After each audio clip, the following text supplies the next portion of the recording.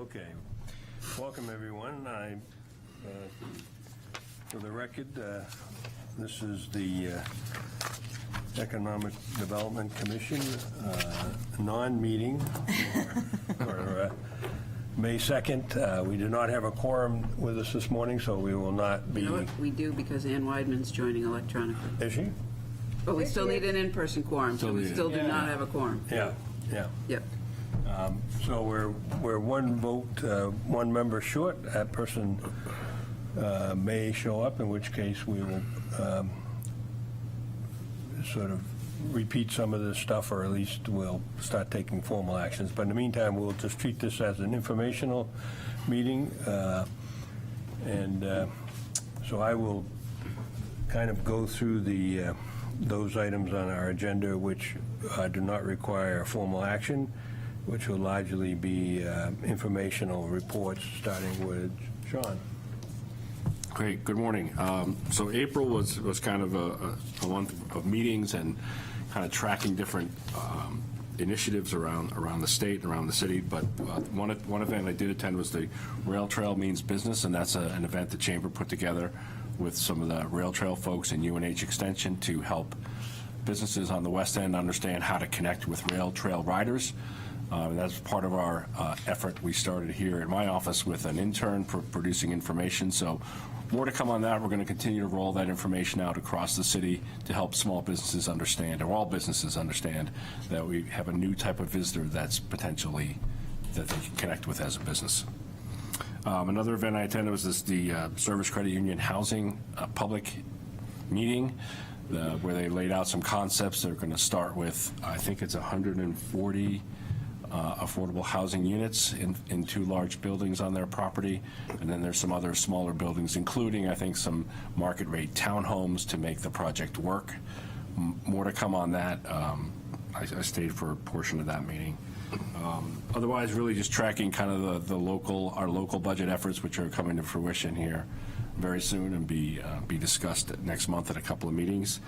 And also tracking kind of the state issues, the state budget issues that you've heard about a lot from Ben regarding travel and tourism dollars. There's other costs that are being challenged, like with the Small Business Administration and the Small Business Development Center. So we're very, very cautious on those to hopefully get some of those budget dollars restored that were taken out in the House version. Other than that, been monitoring the kickoff of construction season, which is going well. We started in early April here with our city projects.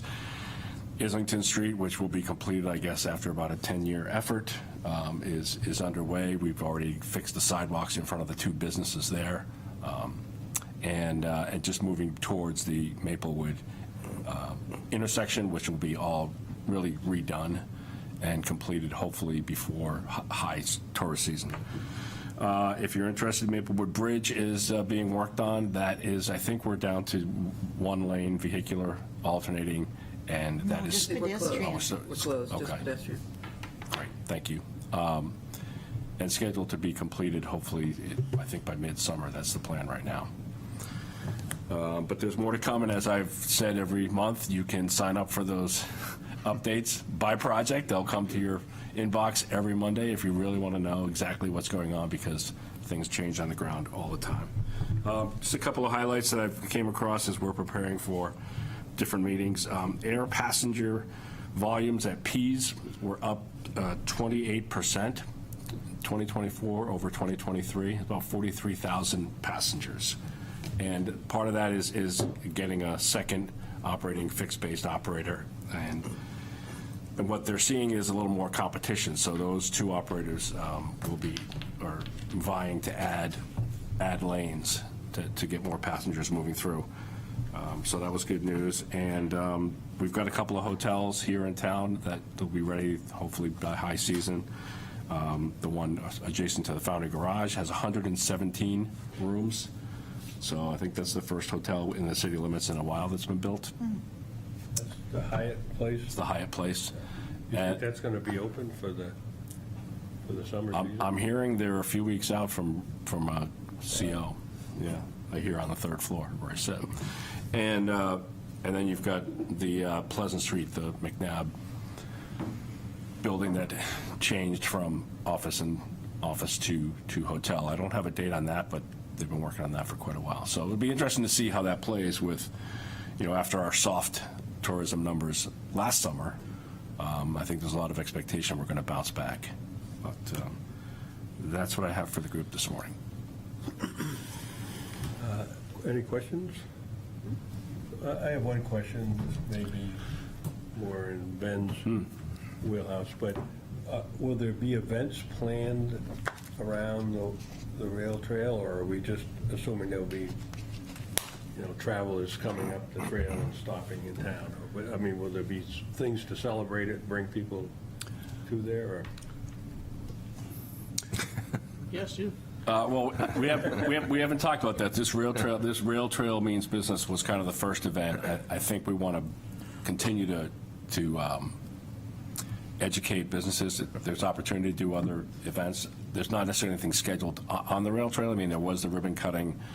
There's a lot of signage that's being put up. There's a lot of conversation about wayfinding. So there could be some opportunities as those get put into place. So I'll make a note on that. I was just curious if that was part of the strategy. But. Yeah, what we've learned is the rail trail is heavily used by residents, but there's also a group of people that travel around regionally and I don't know about nationally, but to take on new trails. And so those are the ones who look to stay and look for businesses that are trail rider friendly. There's one hotel in town that advertises we can lock your bike up safe and provide additional services. So some folks already get it. We want to make sure everybody gets it and everyone has access to that new type of visitor. There was a lot of conversation at that meeting and others where that trail is part of the East Coast Greenway, so Florida, Key West all the way to northern Maine. And as that becomes more continuous, you'll see a lot of people taking the whole trail on, or maybe saying, I want to do the New England portion, or so you're going to see kind of almost like the Appalachian Trail. People do the whole thing, people section hike it, that sort of thing. So I think as it becomes more, continuous for the entire thing, we'll see a lot more traffic. But people do travel.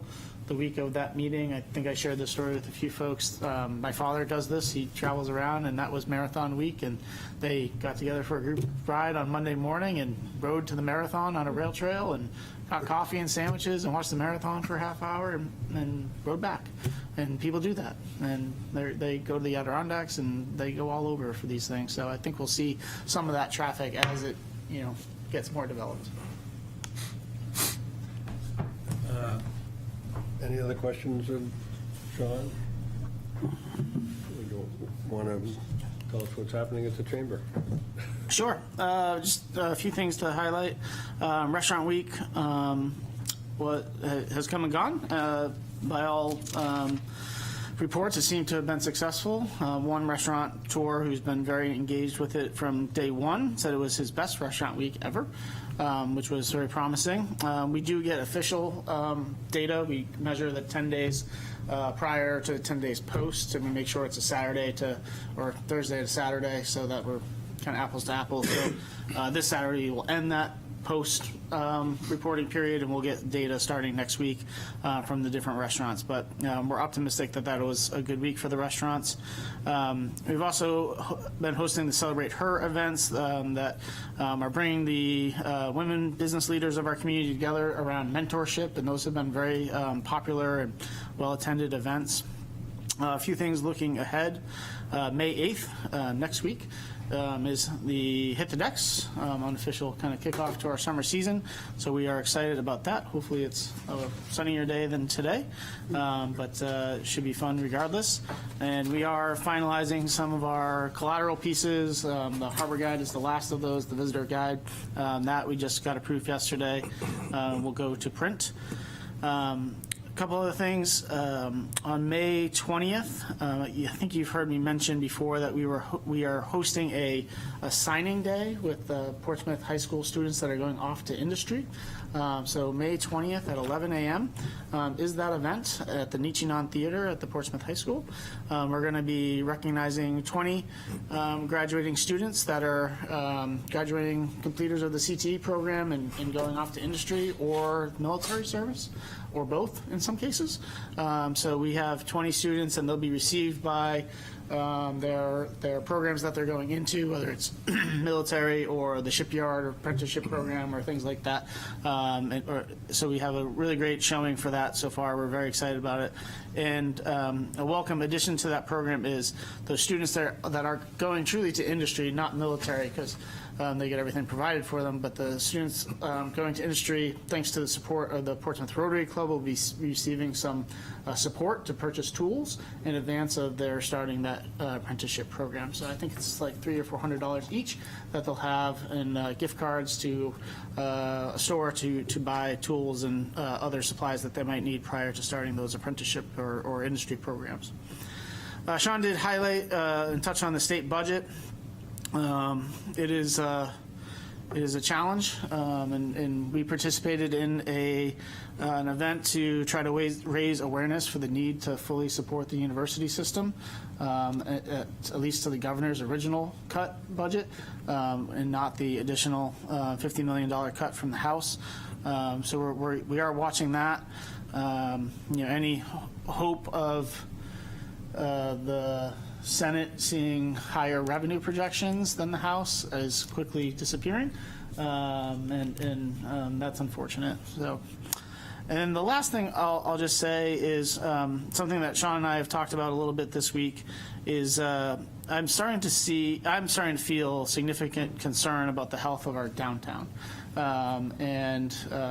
it is very commonplace to see the sort of turnover in stores in the colder months of the year. Usually like you see that January, February, March, but I've always kind of had this belief that if a store makes it to May, they're going to at least ride the season out. We're seeing some additional turnover this time of year, which is very alarming to me. Put It on the Glitz was the latest to announce a closure. Lit Boutique vanished overnight, and was there one day and literally ghosted overnight. So those are concerning. One of the things that I asked Sean to help with is start to track some of that and try to come up with reasons. So we have a shared spreadsheet that we're kind of tracking that and trying to understand reasons why these stores are closing, so that we can see if there are trends that maybe there's something there that we can identify as something that the chamber or the EDC or collaboratively we can partner on some things. So I think that's a big concern right now. I don't know. I did share this article with a few folks recently that Sean passed out about Charleston's downtown, and I think it's very telling to what may be in our future, which is unfortunate. But I just have concern right now, so I'm just sharing that. That's all I have to share this morning. Questions? Are those specific types of businesses that are turning over faster than others, like clothing versus restaurants, or do you see That's it a good question. What we started to track was just retail closures. Restaurants tend to be a little bit more fluid than retail has been my experience. So, I think we're right now looking at just the retailers that are closing downtown and not restaurants at the moment. So. Yeah, one of the underlying causes is, and I forget who I talked to, a realtor recently, is when a building changes hands, when someone purchases a new property, they're usually paying at a pretty high rate. So all of a sudden, they want to raise the lease rates. Rents. And we've heard that a few times from retailers, specifically clothing. And we hope they move out, not hope. If they have to go, we hope they move down to Lafayette and stay in Portsmouth, but that's not always the case. And depending on where they're at in their life cycle, like we saw with the Portsmouth Brewery, they might just decide, I was going to retire in 2 years anyway, I'm just going to close it up and sell it off. So looking at the patterns, I think it'd be important, Ben, that we look at when the property changes hands and if that increase in lease is a real driver, because we feel like it is, but we should try to quantify that. The reality is that there's not a single answer to why these things happen. You know, we kind of made a drop-down menu of reasons why people leave, just so when we're filling this out, we're having consistent, buckets to put people under. And they're kind of all over the place. People get tired of doing it for 20 years or 10 years or 15 years. They want to retire or they want to move on. There's the building ownership change and lease increases. There's competition from online markets, perceived some lower sales for retail, so that's concerning. There's not one answer there, unfortunately. Where do you get that information, Ben? Is that publicly available somewhere, or do you go and talk to people one conversation at a time? The goal would be to talk to the business owner as they're exiting, because if there is a story about it in the paper, sometimes that they don't want to share the whole truth, nothing but the truth, in public setting like that. So sometimes you get different information when you have a one-on-one conversation, so that's that would be the goal, is to have a conversation with the manager or owner of the business. So two questions. I think in a previous meeting you'd mentioned, Ben, that a lot of the restaurants where there are multiple restaurants owned by the same owner tend to be more consistent than maybe the single proprietorships. Are we seeing the same thing from a retail perspective? That's the first question. And the second one is, we should probably also track new incoming businesses in the downtown with those trends, along with the ones that are exiting, to see if there are shared characteristics for new business as well. Great questions. We certainly can add new businesses to that, and that's a group we do get a pretty good, finger on the pulse of at the chamber, because they usually reach out. As far as the first half of that, sorry, remind me. I think I'm using like the Overland store, for example. I didn't know that was a chain. Chain versus, So I'm wondering if it's easier for a representation from a chain to be successful in the downtown business climate as opposed to a single proprietorship. I'm not sure. If you look at like a Black Dog, kind of came, had a couple year run, and now is gone.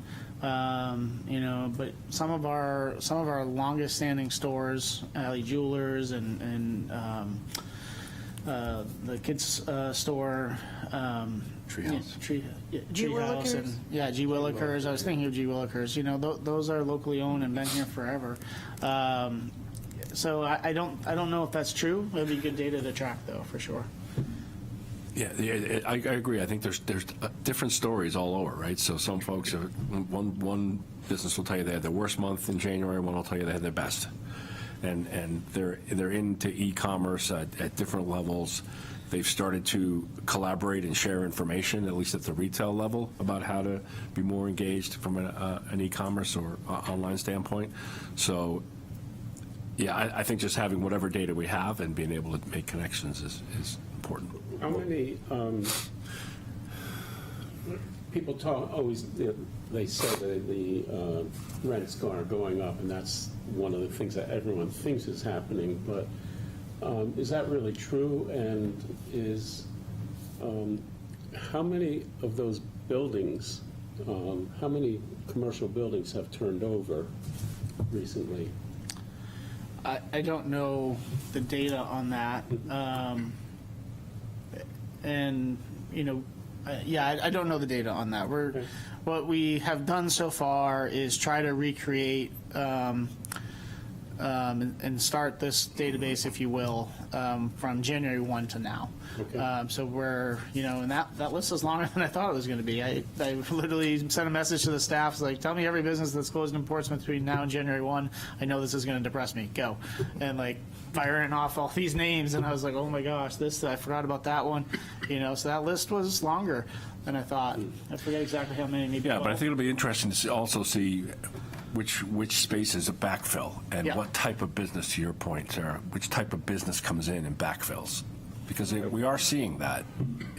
So it hurts when someone leaves after a long time, but part, how much of that is the normal churn, and are we seeing a different, are there characteristics of those leaving versus those coming in?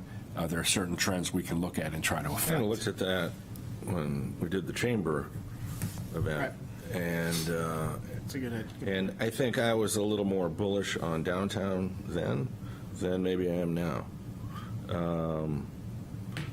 There has been turnover of buildings and spaces. The old Warner's card shop, for instance, someone bought that, and they want $100 a square foot for rent, or $80, which is more than double what you would expect.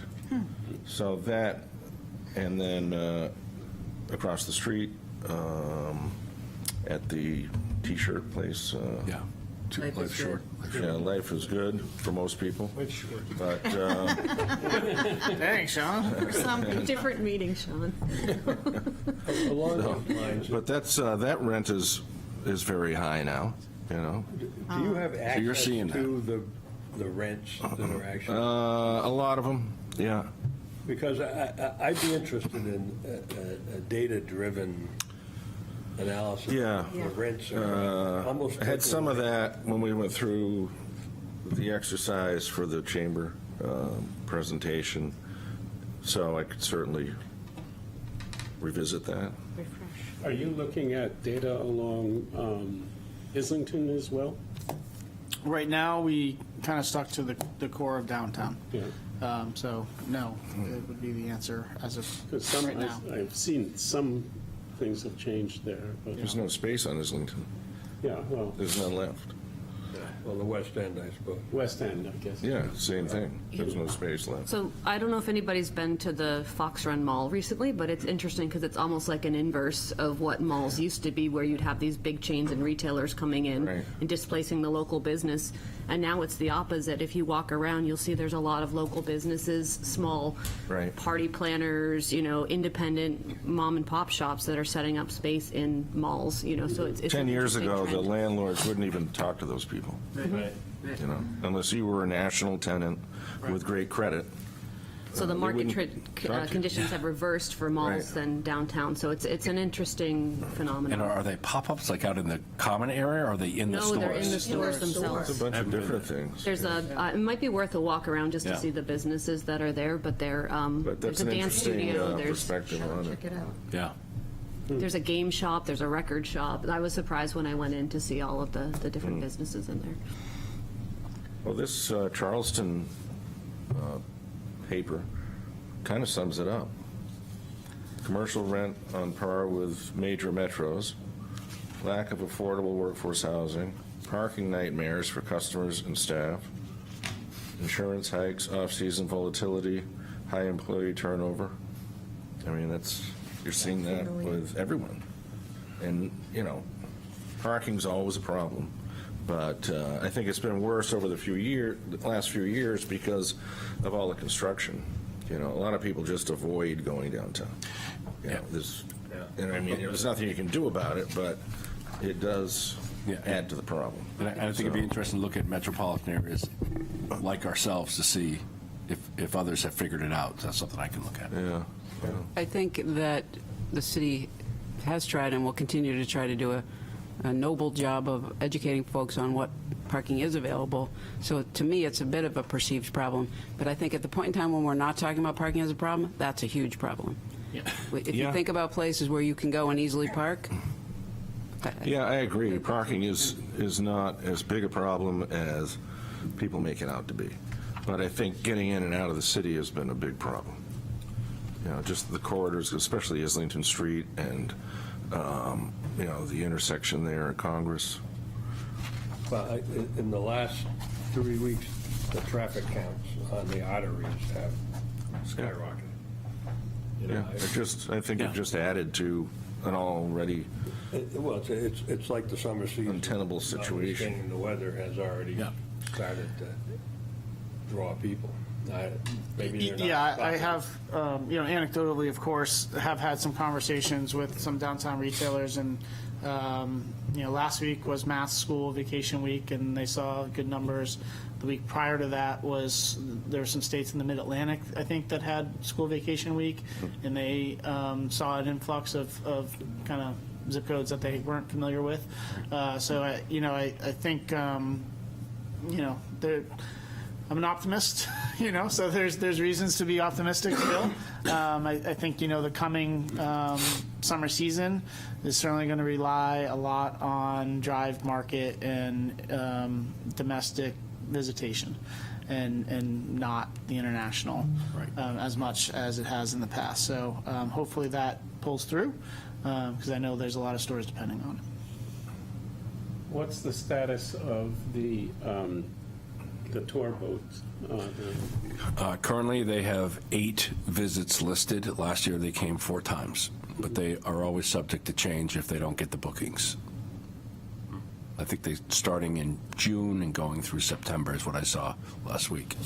And do they have an impact on the economy downtown? Not really. Yeah. Not significant. Not significant. Yeah, that's what I thought. It's small groups of 6 taking a bike tour, 6 going to Strawberry Bank, so there's an impact. I don't want to say it's nothing, Yeah. but it's not, They don't it's not buy a lot. 100 No, going to no. Strawberry Bank, it's not 100 going to the Albacore. What Ben and I have talked about is that it's a marketing channel. If there's 100 people per visit, that's 800 people. How many have already been here? How many go back and say, I want to go spend a weekend there? I want to tell my friends about it. So it's a wonderful marketing channel for those that haven't been here. Yeah. And back to Pease and the fixed base operators. I missed the Pease meeting because I was away. And so are they still dealing with Millionaire? No. No. That's good. No, this is Breeze, and Airway, and Allegiant. Okay. And a point Well, for a of fixed base operator? Yeah, those are the 2 fixed base operations. commercial. Yeah. Paul Breen was very proud of the fact that on April 19th, which was mass school vacation, they had 6 flights, commercial flights on a Saturday. I guess that's a lot of air for them, traffic for them.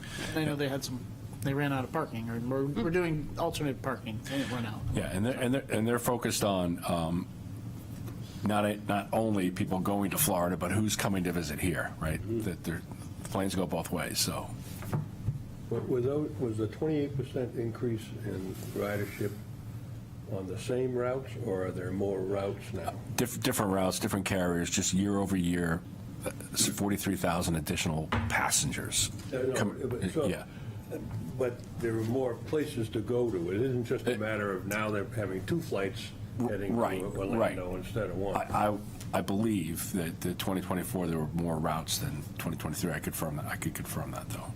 I have an idea, Mr. Chair, for a future meeting. At Rotary, we heard from the Chief Marketing Officer for Allegiant Airlines, and it was a really compelling story about what their business model is and why they do what they do and why Portsmouth is so valuable to them.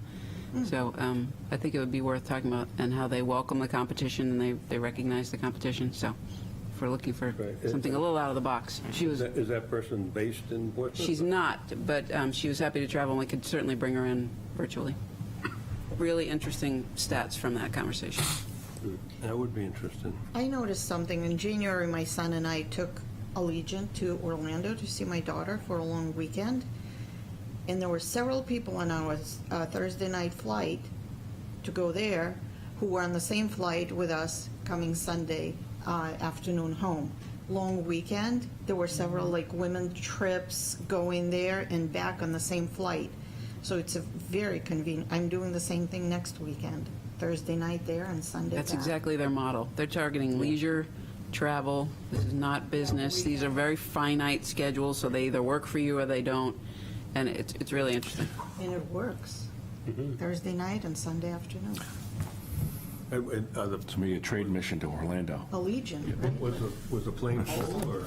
Full, both Yeah. ways. And a lot of people were the same people. Yeah. Going there and back on the same days. That was very interesting. And convenient, it's just Yeah. yards. Any other questions of Ben? You want to tell us what's going on in the city? First of all, I missed the April 7th meeting, I think it was. So I read through it, but I don't feel up to that. But I'll talk about it. The April 7th meeting of the council, or Council, or of us? yeah. Oh, okay. But what I can talk about is the Below Market Housing Trust. We had voted to establish it, and it's getting funded with about $500,000 between the city and Michael Caine. So that's good. The city was a housing champion city, and that brought in $65,000 to study rezoning.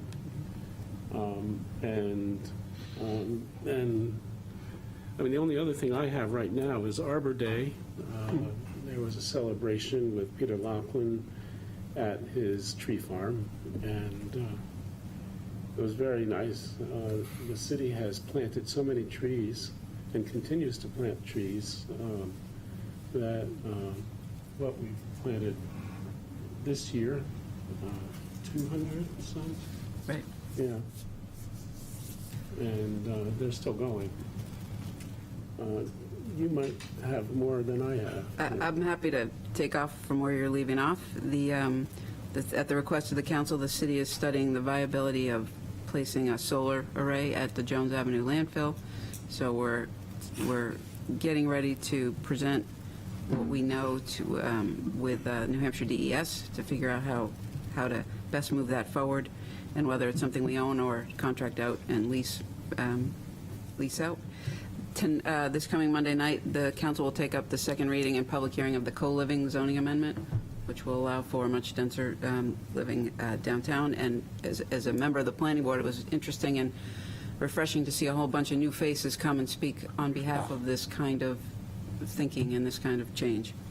And you'll see a lot of disruption downtown at 2 Russell Street. That's going to get going in fairly short order, and that's going to not only involve site prep and work related to the end result project, but it includes the blasting and crushing of the ledge on site. On site. So it's going to be dusty and noisy for a finite period of time. If we determine that it's too dusty and noisy, we can make some of that operation go off-site. So we will be closely monitoring that. And How do you make it go off-site? you tell the contractor you can't crush it there. do You're it. going to have to blast it to move it, but they do intend to use 65% of what they blast out as part of what they put back. But so we're going to monitor that. That's going to be about 6 weeks, I think, of real intense, starting soon, hopefully What are they done. building here? It's an enormous mixed-use project that's been on the 3 planning board buildings, yeah. for a few months, yeah. And submitting to the Technical Advisory Committee in May are the housing projects at the Sherburne School, at Service Credit Union, and Christchurch, as you may have seen in the paper, got the go-ahead, so PHA can get going on that one as well. So a lot of housing units moving. Well, we're officially in the outdoor dining season as of yet. We are, and as of Tuesday, there were 13 completely paid, ready to go out of 23 that applied. The barriers will drop and be ready to be dined in Monday for Cinco de Mayo. And so it's a smaller number than last year. I believe it was 29 or 31 or something like that, with fewer parking spaces taken up as a result. And farmer's market starts Thank you. tomorrow. And unfortunately, it's supposed to rain. That's okay. gonna rain for Farmers like like 5 days. Yeah. Any outdoor dining, major presents from last year that won't be here? Won't be? Not that we know of, No. no. As of the meeting I went to earlier this week, we hadn't, I think we just received the press room. That was missing until this week, so the press room is there with Cafe Von Salm. Everyone else is the usual suspects. Yeah, and you mentioned the Farmers Market Counselor. Once a month, Sean and I attend and just answer questions, take feedback. And the booth that the city monitors will also be used for things like master plan, the consultant UTL plans, to take several of those Saturdays and hang out and talk to people, along with the library they come to. Thanks. Great. Questions? All right. Well, those are our reports, and so let's talk a little bit about the master plan. Maybe, Sean, you can share with me what you learned from Peter yesterday. I had asked Sean to reach out to the planning department to get a status of the master planning interactions with the consultant, so we can figure out when and how we're going to plug into that effort. And Sure. Okay, so I'll read Peter's note. The city staff has met and is on a regular meeting schedule every other week with the master plan consultant. We're working to develop and finalize a schedule of work. Currently working on setting up a community coordinator who will work with the consultant directly to assist with outreach. We may have talked to me, if you recall, we talked about that. So the goal is it's someone who's local and they work for the consultant, but in this process, we all could win. We're also, planning department is also working to set up an advisory committee, which would include some membership from EDC. And there's been no meetings with the planning board yet. UTL, the consultant, is currently going through the existing plans, developing content we can put into the master plan website, which is what we've talked about, is taking all those plans we've done for the last couple of years and making that a starting point. So really, I wouldn't say a lot of progress since the last EDC meeting, but a meeting or two and some clarification on working with the planning and sustainability department. I'm actually happy that they're not as far along as I was afraid they'd be at this point, because I think it gives us more of an opportunity to develop our goals and recommendations related to that. And so we'll stay on top of that. So by the time we come here next time, there may actually be a committee that's informed, and we'll get one or more of us to sit on it. Thank you for each of you who sent us your thoughts, which were very good, and including Bob. Thanks for getting yours in. Were you able to distribute? Okay. Did I give them to you? I don't know if you, I made some, maybe these are the ones. I have them. So, Got them. okay. These are just my own. your thoughts. Bob's ideas. You got your thoughts. I have to live with my thoughts. And I had, when I had Sean circulate the ones that came in early, I included an attachment from Anna, but I left off the email that came with it, which explained so much of it. So I have copies of those to go along with it, the material. So I guess I'd like to just have today a general discussion about what you saw. Here's what my thought was, what I was going to propose when we get to a meeting where we're making a decision, is that taking the materials that we have in front of us, you can see that there are certain sort of common themes or common goals, sometimes stated a little differently, but I'm hoping that maybe we can distill those into 3 or 4 items, and then break into smaller groups, with each smaller group developing one or two of those items and then come back with recommendations and synthesize that into a written proposal that we submit to the planning board and the consultant. I don't know what's people's, is that, do you think that's a good approach, or do you? Yeah, it'd be interesting to see, the commonalities of all the, Yeah, well, exactly. So one was like the connectivity. You discussed that, I had discussed that, I think Anna had discussed that. You had a broader community-wide connectivity. I was focused on the Ps thing, but that was one that I think there seemed to be, a broad support for. I think we've now had the discussion about the downtown area and what the implications of what's going on there, and there's at least two of us, I think, who had suggested that the master plan could focus on the downtown as a component.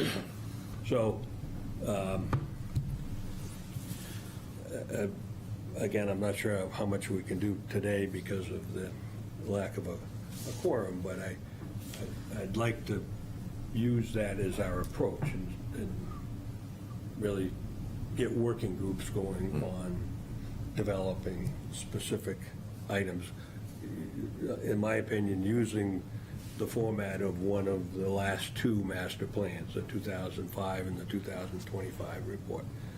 They each had a slightly different approach, but they each basically said, here's sort of a goal, here is the potential initiatives that can be taken under that goal. And so I'm hoping our having working groups that are able to develop, if the group as a whole selects the goal, that the working group can develop initiatives under that. Thoughts on that? I think that is a yes. Nope. Oh, she is. Have you been here all along? Yes. Yes. Yes. Well, I missed the first minute. Took me a while to get logged in. Well, welcome. One thing I found a little bit useful, a little tidbit that Peter Britz dropped to me, is that UTL did a master plan for Salem, New Hampshire, fairly recently. Yep. I think it wrapped up maybe 2-3 months ago. Mm-hmm. And when I skimmed through that, I skimmed through the 2005 and 2017, I think, Portsmouth master plans. But then when you look at Salem, New Hampshire, you get a bigger feel of what UTL is going to be bringing to the table in today's topics. And Salem was surprisingly similar to Portsmouth. The challenges, the downtown, I wouldn't have thought that. I don't know that much about Salem, but when you read through the report, it was there. I have that. I downloaded it I just Googled it and a draft of it popped up. So if anybody wants that, I can send it around or just Google it. It was interesting. Did you get that off of the town's website Yeah. when you Googled it? Okay. That's where the Googling it took me to the town's website. And I think it was called 2025 Master Plan Draft or something like that. Like when you go through it, there's some images, there's some placeholder images. So it's not a final product, but it's pretty close to final. I think it's what they use for their almost final presentations, like their next to last presentation. So it was interesting, and you could get a feel for how they work. How did that format compare with, for instance, the last Portsmouth one? It was, the last Portsmouth one, they organized it a little differently. The Salem was organized, I thought it was a more usable document. One of my questions on this whole thing, and I have to ask a couple of planning board members this question. Do you refer to this? Who uses this when it's done? This is a giant, expensive document. And then what happens to it when it's finalized? Does it get pulled off the virtual shelf? And does it guide, particularly the planning board? And I kind of got a variety of answers from planning board members. Some say they rarely look at it, and others say, oh yes, when there's a variance someone's looking for, that they might say, hold on, let's take a pause, see what direction the master plan can take us. So I feel like looking at creating a document that's organized in a way that makes it most easy for our land use boards and our citizens to actually take guidance from it would be a priority. Yeah, can I jump in there, Mr. Chair? Yes. So the planning board is by statute, and in many communities where there isn't capacity, in charge of conducting and then implementing the master plan, or at least applying it to what they do. So not only is it valuable to the planning board as they determine findings of fact when there is a matter before them, but the staff use it as a Bible and will use people to, like almost like the North Star. If people go and say, well, can we do this there? Well, no, we'll harken back to the master plan. It says we really should hold to these tenets or to these concepts. So it's more like a blueprint that could transcend planning board members individually or planning staff, but it really is the guidepost for the next 10 years. And from a master plan update usually comes a zoning rewrite, update, overhaul, depends on how much is needed. Yeah, and The other thing that I found, I went to UTL's website and I found a couple of their master plans for towns in Massachusetts. And what we look at on our website is, you know, a 150-page PDF that we're kind of sifting through. And that's not the way we work anymore. You know, 10 years have passed. And now it's searchable websites. Yes. So the master plan final document is actually going to be a website that you can put something in the search bar and it'll pop up, which that in itself makes it infinitely more usable. I think that was something I had asked when the planning board was here, that it could be an interactive. Very interactive. Yes. I think the other opportunity we have in addition to the working groups is identifying the measures that demonstrate success based upon what's in the master plan. So if we can say, I'm making this up, we want to have 20% increase in affordable housing, and then how does a master plan help support that? We then have those measures that we can track over the upcoming decade to see how well we are doing against what those goals are. So I think one of the things I would hope we would contribute here is measurable impacts as a result of what's in the plan. and actually, I'm thinking that this master plan should serve as a roadmap for the EDC when we sit down every year and decide what we ought to have as priorities. Yes. We in some ways can be planning out a decade of issues and initiatives that we can take on. Sure. I mean, obviously, you've got to be flexible with what's going on as it develops, but, you know, if one of the EDC, the economic development sections of the master plan focuses on, like, the downtown area, then I think that's an opportunity to create a menu for us for several years. And keeping those topics broad, too, so that It was, there's a yeah. lot of latitude there to adjust to market conditions and changes of, climate in the community. Yeah, I mean, as long as you start with the concept of the goal is always going to be broad enough, you know. It may sound it's too amorphous, but the reality is it will inform you every time you drop to the next level. And then, would anybody like Ann to send around a copy of that Yes. Salem one? And could you share? Why don't you send that to How Sean? about I just send it to Sean? Yeah, I was going to say, send it to Sean and he'll distribute it, and, And I have links to two towns in Massachusetts that I looked at where you can see the websites. And I don't know, I was just interested in what does this actually look like in today? Right. What does final products look like? all right, so, you want to talk about the larger goals, just sort of a general conversation without making a decision on them today, but of the materials that you received, any suggestions on what we ought to prioritize as goals?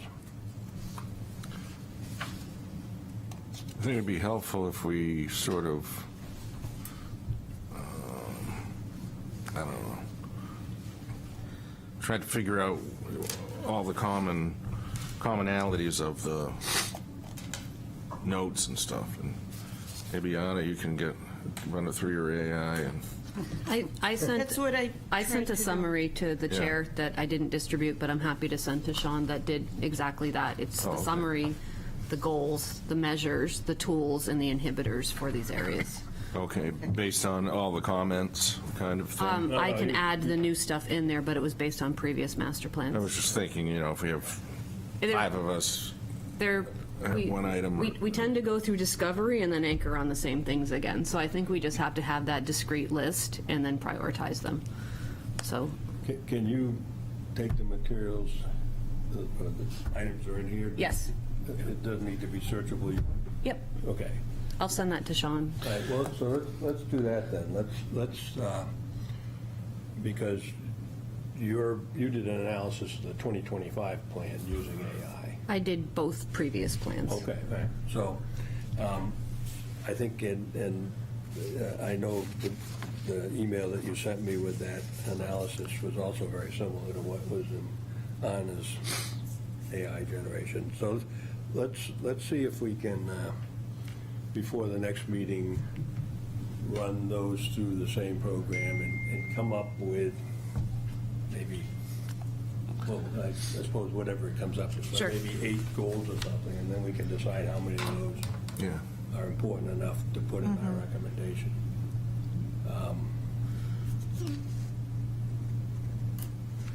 Other thoughts about that?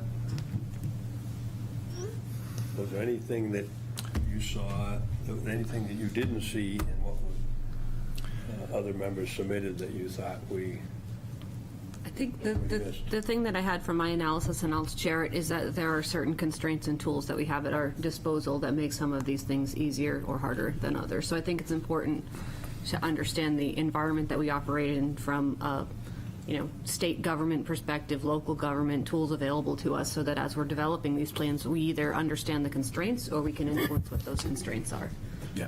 I agree with that. And Massachusetts has a lot more flexibility and different tools, so we have to be specific about the tools we can use. And Exactly. And I would add to that, I think there's been a healthy tension between what's allowed in a zone and exclusive uses in a zone, and I think we have to let go of some of that and study for the next 10, 20 years what really makes sense. It's really frustrating, too. I'll give you an example, the hospital, that they're in, I believe, the office research zone. They want to build their own housing. They've said that before, and they can't. So what actually makes sense?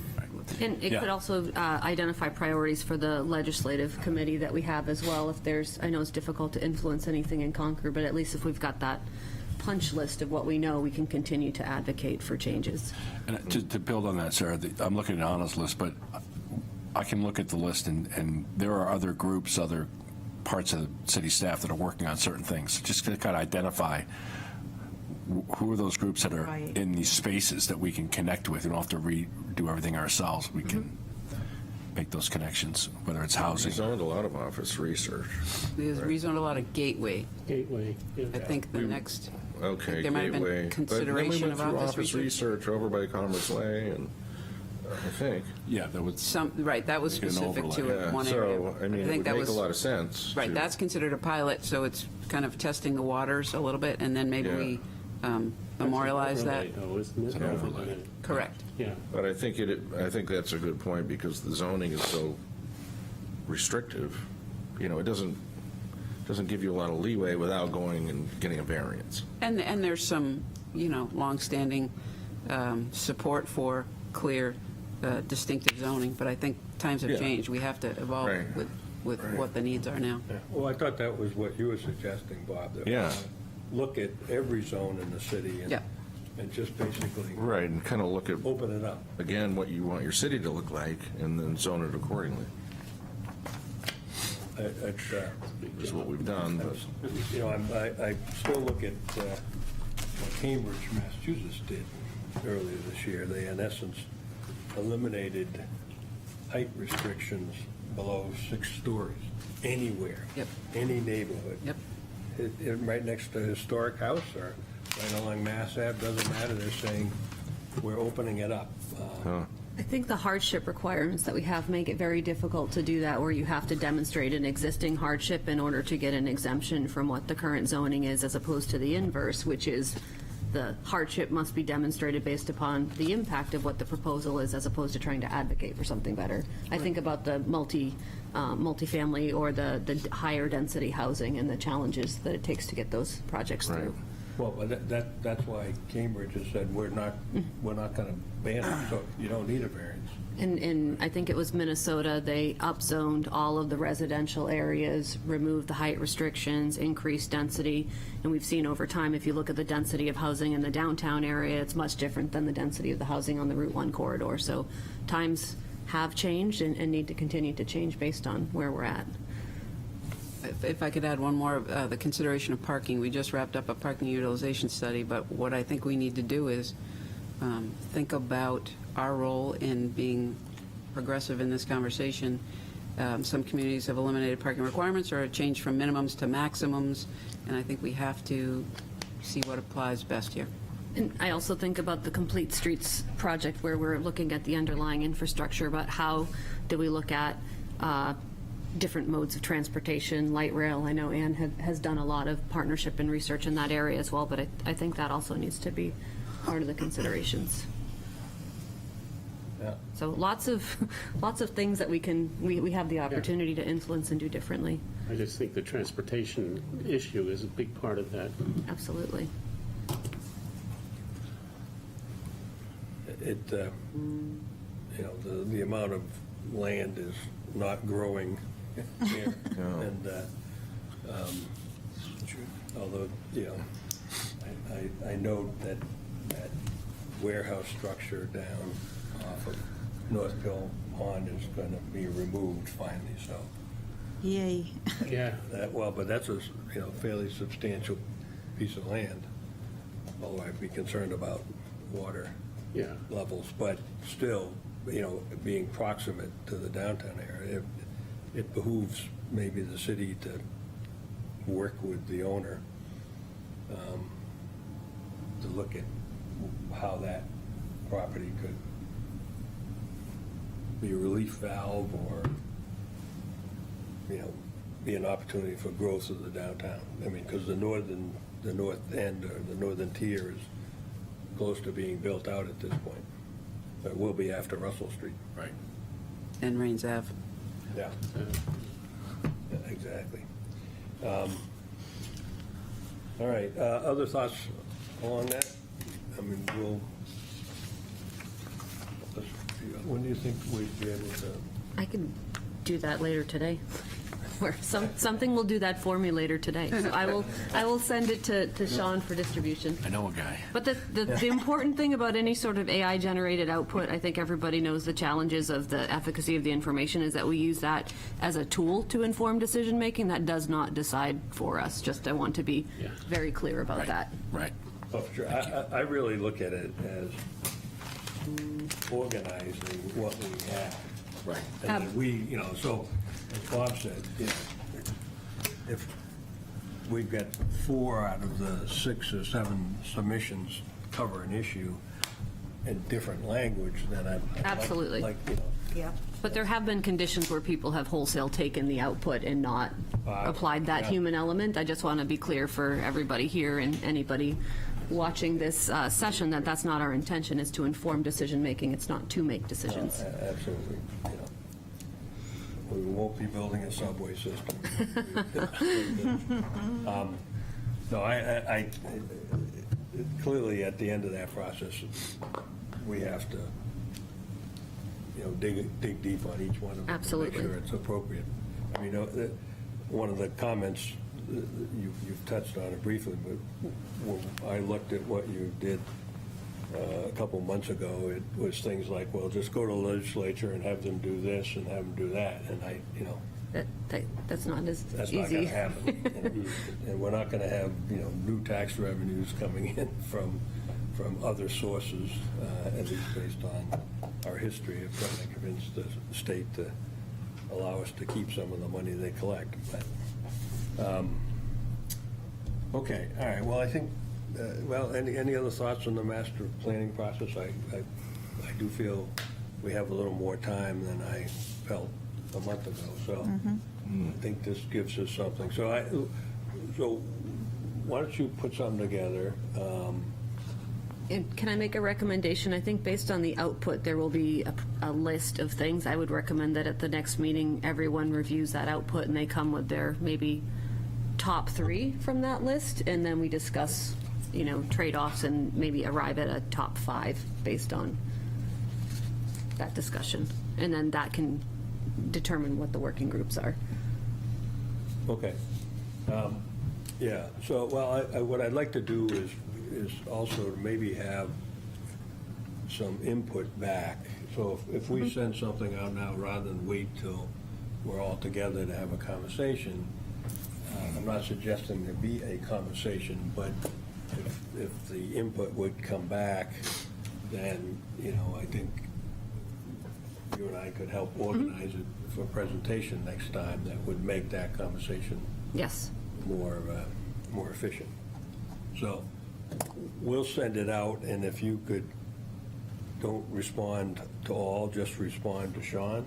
And then Sean will get that feedback to me, and I'll try to, with Sarah, I'll try to work on making it easy to make decisions next time around.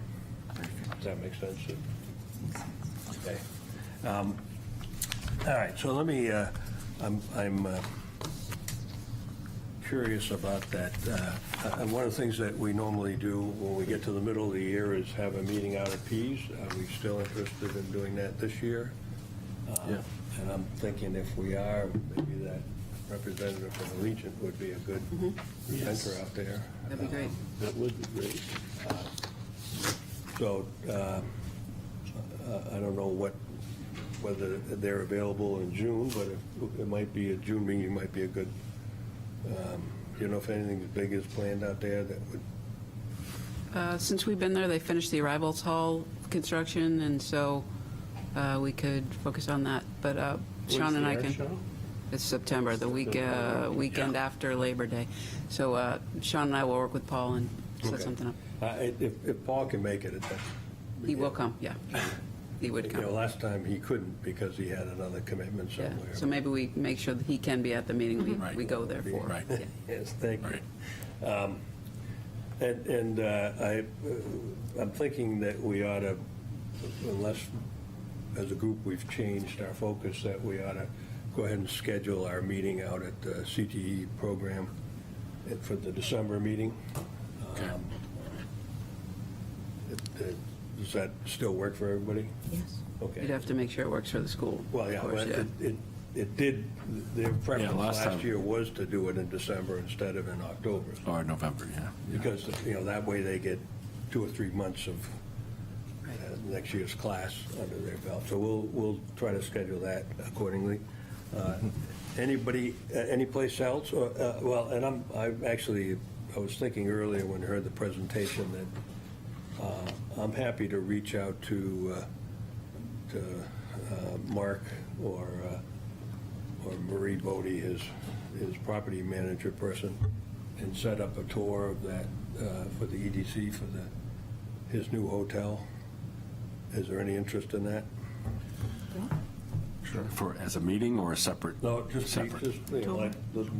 I wouldn't try to, I don't know what the state of his finished work is, Yeah. but, I mean, it's a different model because it's not going to be a fully staffed hotel. Right. It's more along the lines of the Downtown Inn, only, Yeah, we Lot more have several room. of those now. Yeah. yeah. Town. But that's a trend that's existing all over the country, but this is going to, for Portsmouth, this is going to be a large facility, large number of rooms that are all operating. Is there any interest in doing that? Sure. Okay. Anything else you'd like us to look at or do or invite in? I might offer up that a meeting at the library to learn more about the resources the library has for our business community. Might That'd be be great. an interesting meeting at some point. They have a number of services that I don't think are widely well-known in the community, so it might be good to learn more about that so we can be educated ourselves. Sure. That'd be great. So, Sean, you'll reach out to Christine on that? or- Yep. Okay. So a meeting date versus a separate Correct. Yeah. Hold a EDC meeting Yeah, there. and we can meet at the Levinson Room. And they do have the capacity to record and Right. host us. Yeah. And so we, that can be July or August, whatever works best for them. Great. Okay. I entertain a motion to adjourn, except for we're not in a hearing. It's been fun. Adjourn. Yeah. Thank Thanks. you.